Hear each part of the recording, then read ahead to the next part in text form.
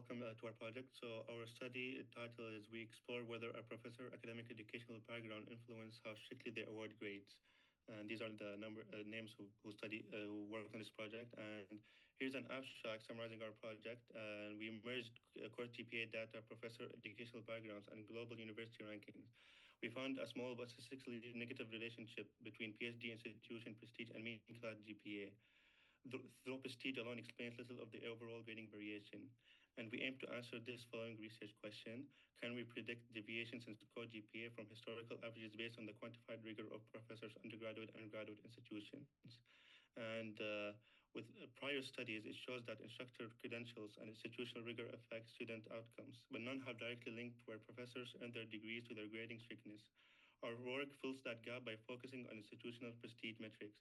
Our hypothesis, we expect professors from more prestigious academically rigorous programs to award slightly lower average grades, resulting in a negative correlation between institutional prestige and course GPA.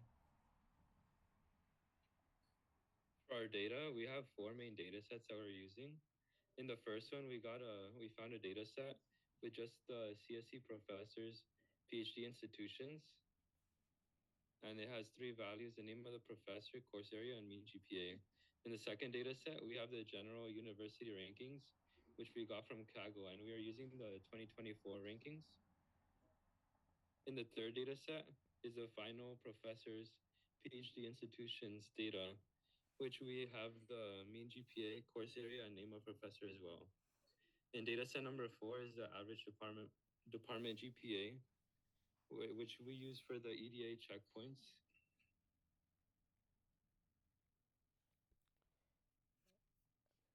As for the EDA checkpoints, we wanted to find out if the professor who got their PhD from more prestigious universities grade harder. So we combined our four main data sets, and what we found that was that there was a small connection that professors from more prestigious schools tend to give slightly lower grades, but it is not a strong enough correlation to make it an absolute statement. We also looked at different parts of the school's reputation, like teaching and research, but none of those strongly predicted how professors grade.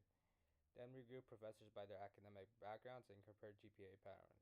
Again, those small differences showed up, but overall grading seems to be dependent more on the department and course, not just where the professor studied. Bottom line, a professor where they got their PhD might matter a little, but it doesn't tell the full truth.